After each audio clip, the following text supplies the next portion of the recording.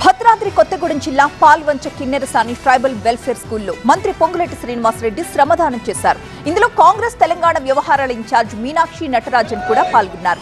School ఆవరణలో పిచ్చి మొక్కలు తొలగించి శుభ్రపరిచారు. గతంలో ఒక ఊరు నుంచి మరొక ఊరికి వెళ్లడానికి దారుల్ని బాగు చేసుకునే విధానం ఉండేది. పాతకాలం నుంచి పద్ధతుల్ని కొనసాగించేందుకే దేశవ్యాప్తంగా శ్రమదానం చేయాలంటూ తమ పార్టీ అధిష్టానం పిలుపునిచ్చిందంటున్నారు మంత్రి పొంగులేటి శ్రీనివాసరెడ్డి.